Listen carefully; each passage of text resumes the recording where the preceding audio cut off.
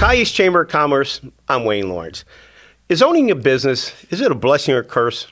We're going to find out today. I have Rick McDermott from Sandler Training. But Rick, I'm going to let you tell us, what is your official name? Yeah, so Sandler Training. Okay. Most people know Sandler as a global brand of sales and sales leadership content. Okay. We operate here in Northeast Ohio. So Sandler Training by McDermott Professional Solutions, or MP Solutions, located in Independence. So that's the company behind the agreement. Okay. Yes.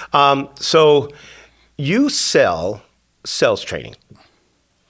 Yes. You sell sales training to salespeople. Yeah, I actually volunteered for that. Okay. Yeah. So my first question is going to be, what were you thinking? That's got to be one of the hardest sales in the world, right? I actually signed up to sell sales training. That's a good one. So I came out of the corporate world. I spent 25 years in metals distribution. Okay. Kind of like Groundhog's Day. It treated me really well. I had a lot of great friends. Made a lot of good money back then. But I was kind of tired of that, and so I got introduced to Sandler back when probably early 2000s when I was in that business, and it really changed my career. When I say changed my career, it just pumped a lot of life back into it. I had fun again. I started to understand that I had actually options in the sales conversation that I didn't know I had before. So when I was looking for a second career, I'm like, wow, what a great spot to be able to deliver great sales development services to people. But I didn't realize I was going to actually have to sell sales training. So when I came out of college, I worked for a large company, and we went through our own training, different, and there seemed to be different types of techniques or selling systems. How did you choose Sandler out of anything else? Well, I had been exposed to Sandler as a client, so I knew that. But I think what really drew me to Sandler was the differentiation factor, right? So when I say differentiation, it's about equal business stature.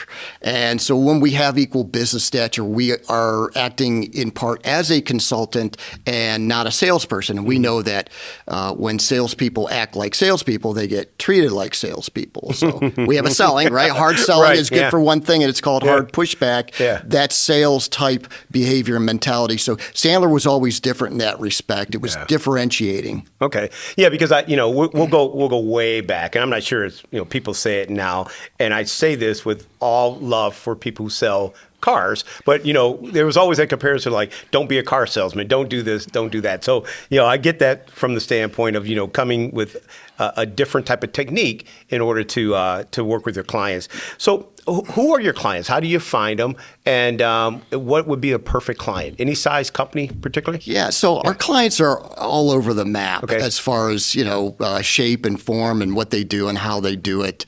How do we find the clients? Most of our business is word of mouth. Or referrals.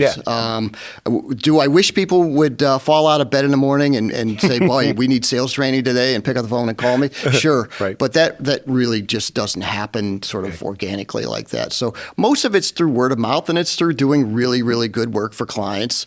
They feel the need to refer us. Ideally, a client for us, we have clients that are in the billions on revenue. We have clients that are in the millions on revenue. So I would say ideally it's probably a company that has a president, maybe a sales manager underneath of it, line up with 5 to 10 salespeople, probably in a neighborhood of 20 to 50 million. That's really a wheelhouse client for us. But outside of that, we take care of a wide spectrum on the marketplace. And you've been doing this for quite some time. I met you years ago when we were doing the chamber world. We're all going around and networking that way. So how long have you been in the business now? And So I started it in 2013. Okay. And I started it from a blank page. Again, you got a guy out there selling sales training with no clients. And now you got to go sell. Now I got to go sell. I got to learn how to train. Right. I got to learn how to get in front of people and all that stuff. So Yeah. networking was really important for me. But eventually I did grow the business methodically. It wasn't hockey stick type growth. It was methodical in that respect.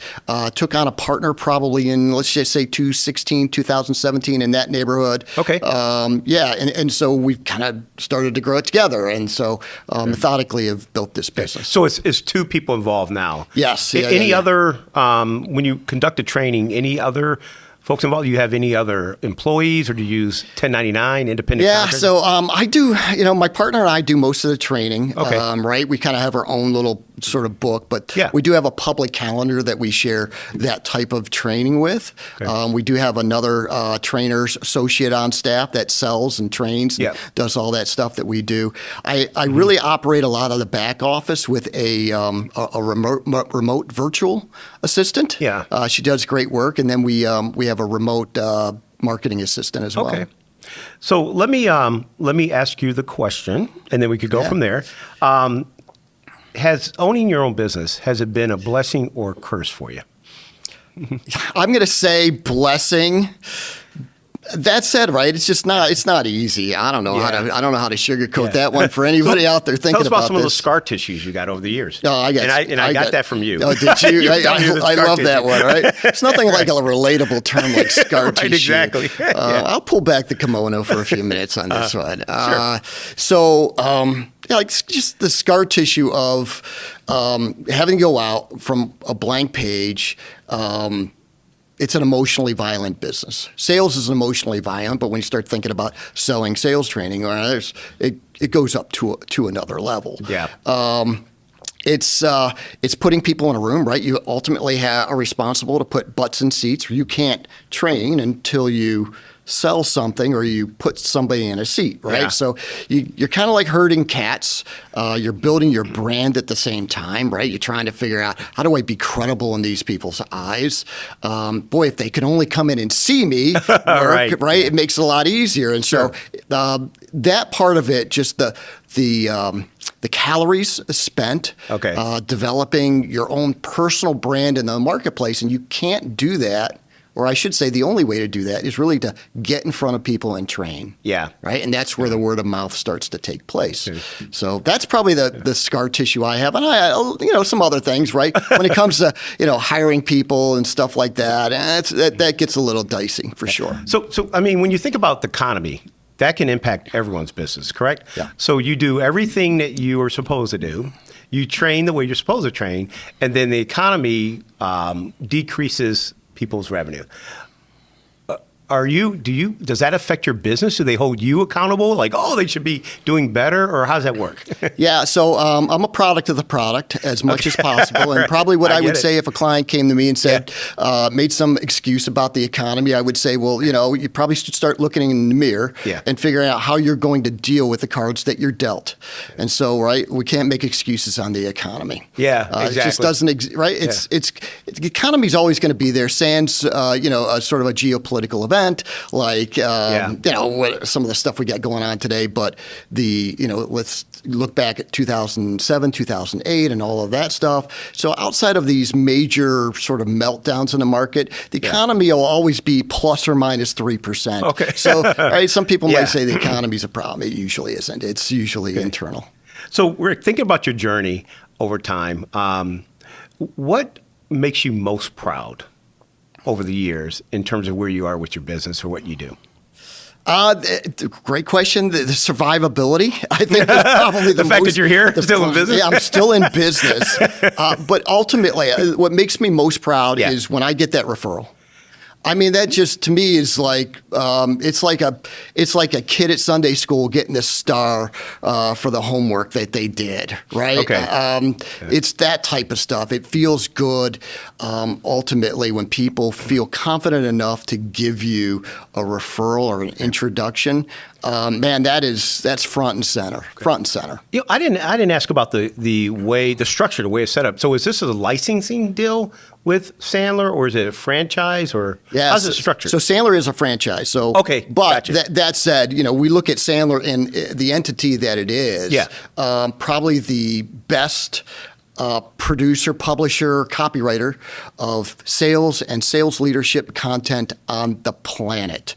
Somebody could easily go out and say, I'm going to do my own sales training gig and have a relative, runway of success. But man, to create content, to create workbooks, to create the digital aspect of it, there's a graveyard of people out there trying to do that. Okay. I've always wondered that, when you have a selling system, that's proven over time. That's why people use it. Does it change constantly? Like, are there just what would be added? I mean, what type of new technology? What type of how does AI fit into all this? I mean, I think all the AI stuff and sort of the evolution of sales, everything's going by at warp speed, right? Right. What's changed? I just had this conversation with my doctor. We were talking about this, and the digital world sort of desensitizes things to the point of there's no relationship sitting in there.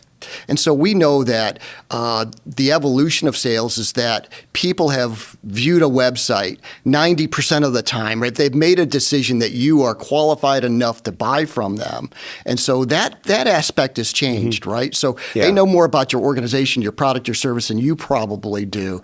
Now, the challenge becomes in sort of converting that into a piece of business is that we've got to figure out how to be congruent with the digital message. And so our salespeople's skills need to come up to speed to keep up with the digital messaging.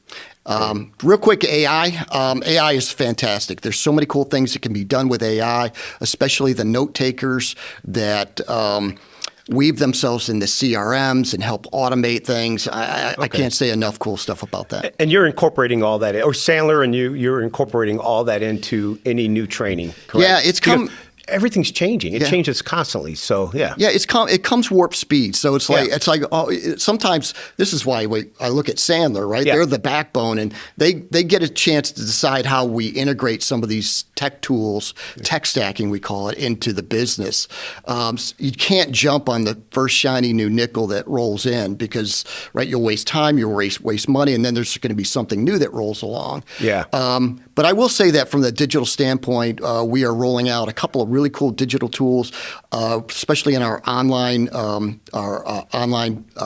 sales LMS, where we can role play with an avatar. Oh, really? Yeah, okay. Yeah. It's pretty cool. It's pretty interesting to role play with an avatar. Stuff like that. Yeah.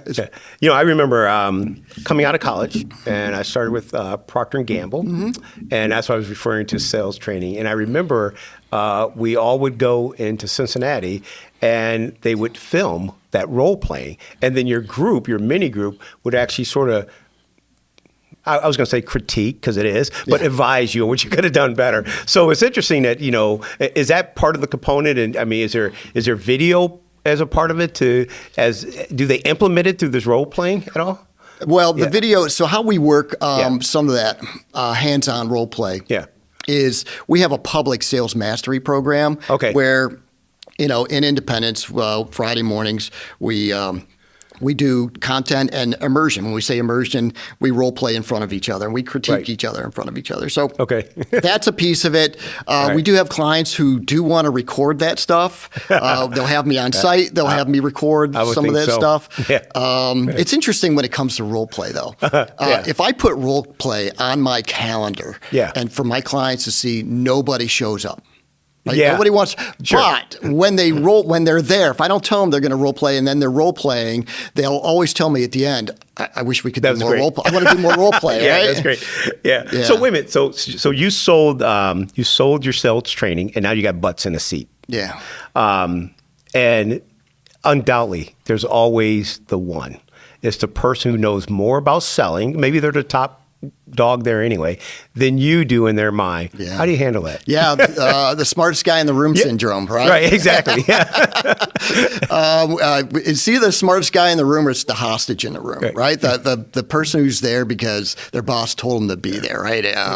So it's interesting. and I say we, 'cause my partner and the folks who do the training for us are all really savvy trainers. And our job within the first 5-10 minutes of an engagement is really to find out who that hostage is. And we're very, very good at disarming. And I would say most of the time we can take that hostage, right? Usually they're outspoken about how they do it. Well, here's how I do it, right? They get sort of this sort of first person mentality. Here's how I do it. I've always done it this way. And so we're able to identify these things, and it's kind of interesting. By the end of the engagement, they're actually advocating for us on how we do it. Now, every once in a while, you just can't turn somebody. Sure. Right? And, we're not going to fight that one. Right, exactly. So let's peel back the onion just a little bit further. As a business owner, we all have lean times. We do. And they stink. When you're going through, first of all, how do you get through those lean times? And then what's your go-to? Just to bring you out of it and to make sure you're still motivated to do what you do. Well, I think, lean times, I think about that in one of two ways, right? There's the macro sense. Right? For us, a lean time, when COVID hit, right, our business was probably down 22%, which was huge. But we fought to keep things moving long enough so we could see what the future looks like, right? Sure. But inside of that, there's the short-term lean times, right? Because it's a roller coaster. It's cyclical. Some months you're up, some months you're down, some months your pipeline is full, some months your pipeline is sold, and you've got nothing in there. And usually in that case, I lean back and say, well, we got to stick to the behaviors. Okay. Like sales is a contact sport. So when I think about behaviors, get on the phone, make connections, talk to people, get out and network, right? Yeah. So that's how you and I met. I didn't have a pipeline, so I didn't have a choice. I had to get out there and make connections. So when you're in a funk, when you're in the lean times, behave your way out of it. And there's no magic wand to it. It's making the phone calls, it's doing networking, it's talking to people. Behave your way out of the funk. Rick, is networking coming back? I can't tell yet. I mean, is it where people are now, salespeople, are really motivated, engaged to get out there and shake hands and exchange business cards? Maybe not business cards anymore, but how has it changed since COVID? That networking and it's a great question. I'm not sure if I've got all the answers for that one. I believe networking is coming back. Just my personal belief. This is a people business. It's people dealing with people, right? We can have the best messaging out there digitally, but ultimately people buy from people, and so we've got to get out there. And I think that's. When we think about the runway for my business is, right, everybody's kind of leaned on the digital wave to grow their business. And it was kind of like shooting fish in a barrel during COVID. Now that's all subsided and the playing field is somewhat equal. And now they're looking at their salespeople saying, hey, what are you doing to get us ahead of the competition, not just stay static? And so behave your way back out of that one. Yeah, so I'm absolutely in your camp, and I know you would expect that coming from old school of selling. But every contact I've made that's brought me new business or even new contact has been through networking. Or referral, which is just as good, but networking, shaking hands, talking to people, having a casual conversation. Because, as you said, people want to do business with people that they like, that they feel comfortable with, that they trust.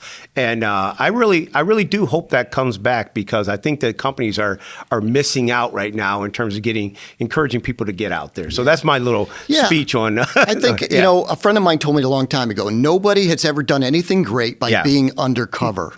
And I have taken that to heart in a lot of different ways. Like one way is when you're growing a business as an entrepreneur, right? Whether you're buying a license to a franchise or what, people help people, and it's hard to be undercover and be successful. And the same in sales. It's hard to be successful and be undercover and sit in your home and hopefully the phone rings. It's not going to ring because there's competitors out there that are nipping at your heels who are all out there canvassing and getting in front of people and making those relationships. Well, and if it rings, it's going to be from someone trying to sell you something. So that's the only reason for sure. Hey, listen, and I've been sold on a lot of that stuff because I just appreciate when somebody picks up the phone and makes an outbound call. Yeah. Has there ever been a time where you thought to yourself throughout your journey, man, what was I thinking? Yeah.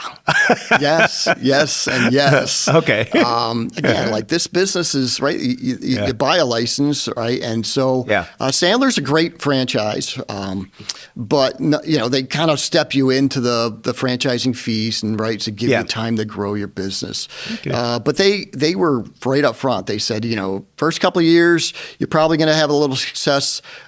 Year number 3, that's probably going to be the hardest if there's going to be a hard year for you. To get through that, and boy, were they right. I was like, wow. Because right now you're in the throes of, the full-on franchise fees. Right. So you've got all these expenses coming at you and your revenues aren't right size for that.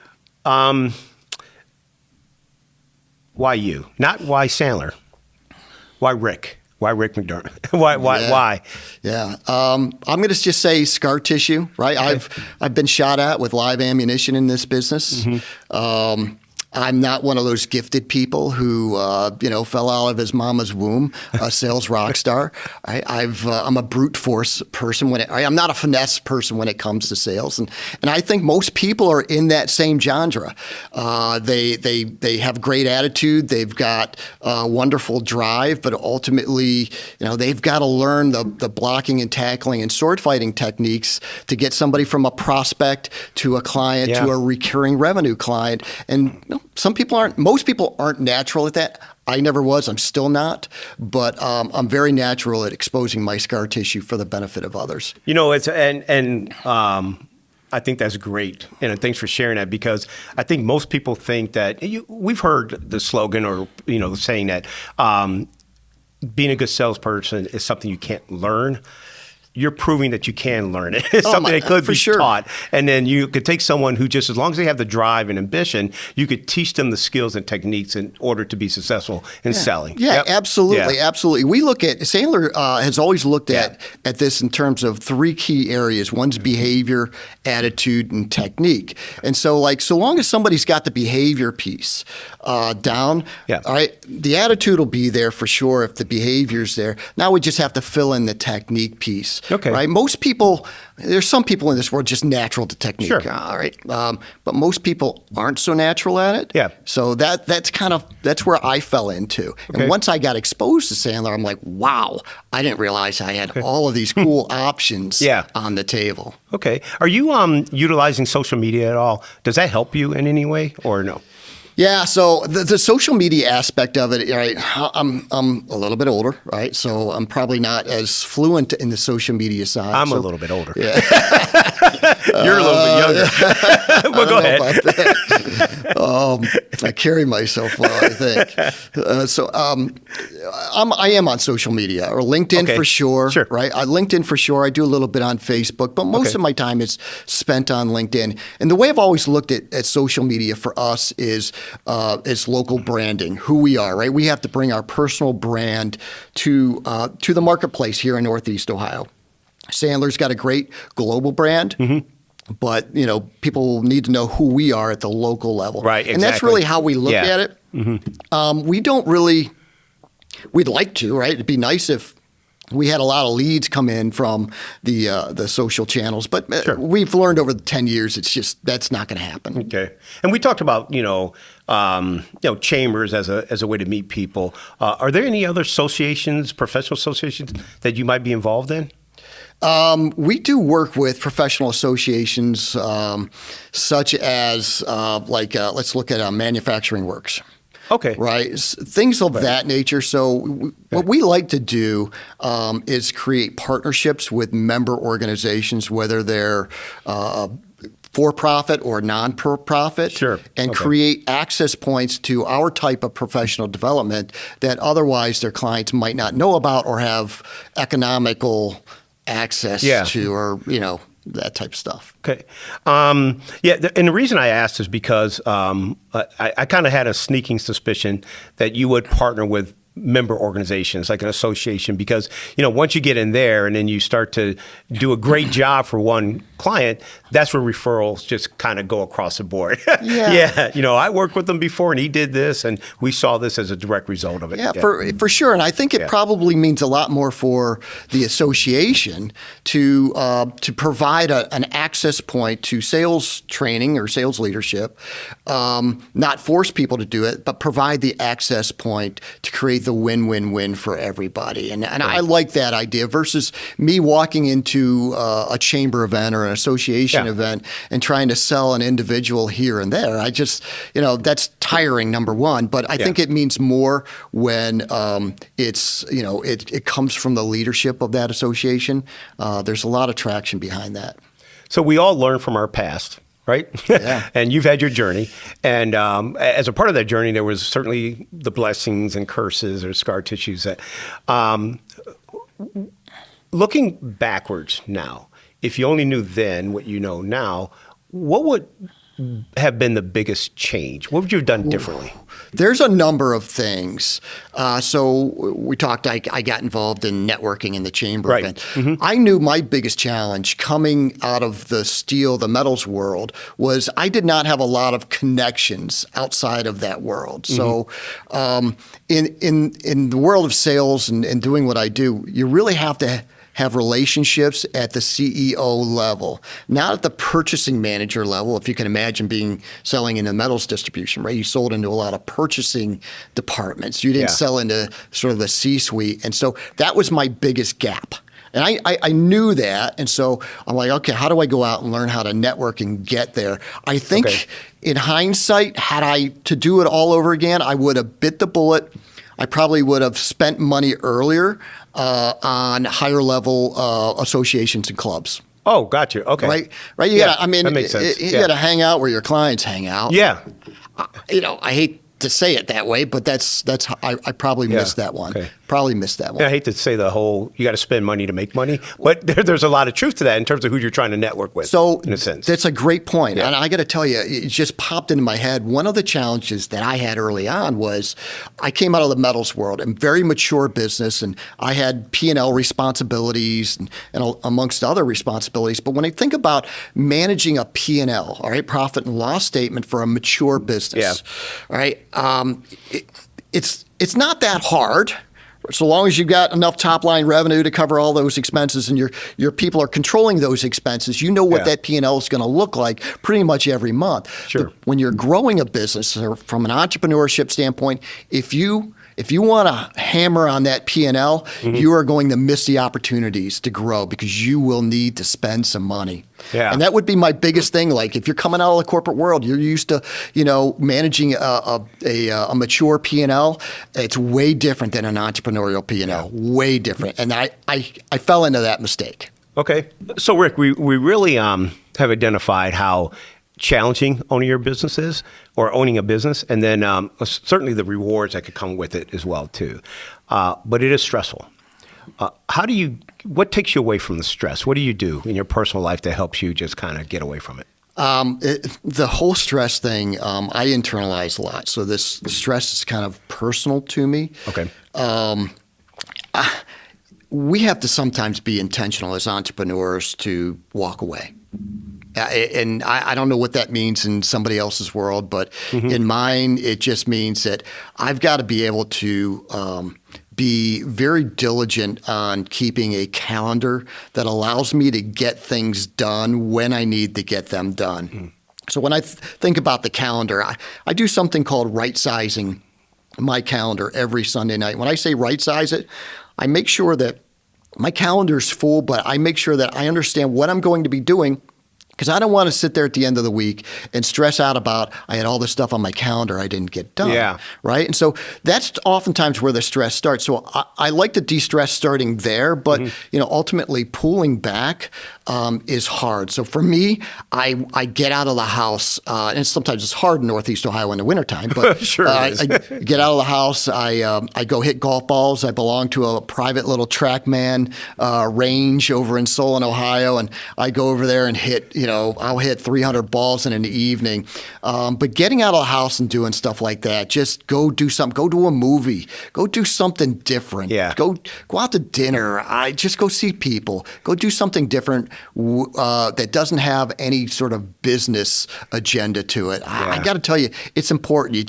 It's hard to peel yourself away, but you have to do it. Yeah, I agree with that. And, relieving stress of business by adding the stress of golf is probably right. But not a very fair trade. I get it, right? But just that being active and getting those endorphins flowing in your body, I think is really important. There's no replacement for it. And a key point that you made was, and hopefully people listening who have their business and face this same struggle, is that you build it in. So you plan out your week so you know what you need to get done. And then the rest of the time, you could build into just taking care of your own mental health and stress and those things. And that's what everyone has to do. Yeah, and I think the real key, and at least for me, was just right-sizing my calendar so I can build in and make sure I'm as productive with the time that I have. And then, all right, maybe that allows me a little flexibility in my mind to walk away for a few minutes and do something different. Okay, good. Yeah. Good advice. Yeah. So if your business could talk, what would it say about Rick? What would it say about you? What it would say is, here's a corporate guy working with organizations out there who probably aren't as corporatized as Rick. And that's not a good thing, right? Sometimes you have to decorporatize yourself. And I think that has been a blessing for our business. And I think it has been a little bit of a curse, right? Because I could be rigid, right? Internally, right? We have 3 full-time people. We have 2 additional subcontractors, if you will. But, I could be rigid on creating processes and work instructions and stuff like that. But that's who I am, right? I want it to work. But more importantly, I just want this thing to succeed long term. Sure. Right? So we can't forget about, the rigidity allows us to make this long term, not just a short term, business where we make money and then all of a sudden we're off the map. Right. Exactly. Yeah. And I think, Rick, if I was your business and I was talking to you, I would also just say he's just a great guy who works hard too.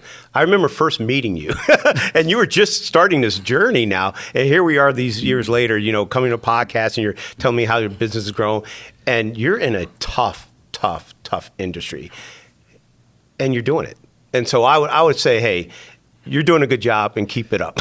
That type of thing as well, too. Yeah. Rick, hey, I really appreciate you coming on to the podcast. I think those people who will listen and watch would certainly be, they're going to take a message away from here. And one message is going to be just how hard you've worked against it, how you have committed to making this grow, and you stuck to your laurels. And you're there. So I really appreciate it. Hey, thank you. You got to show up every day, right? Yeah. Exactly. What is it? LeBron James said, we live in a world where nothing is giving and everything is earned. So, here we are. Well, and you're truly the walk the talk. You're selling sales training. Yeah. It's walking the talk. Yeah, absolutely. They told me out of the gate, you have to be a product of the product. Yeah. And you have to do the behaviors and you have to keep your financial house in order. If you do those 3, survivability will happen. Rick, thank you very much, man. Appreciate your time. Yeah, thank you very much. Appreciate it. Hey, if you like this episode, don't forget to comment, like, and share. This podcast was made possible with the support of our sponsors. Find more ways to grow at kyeast.org.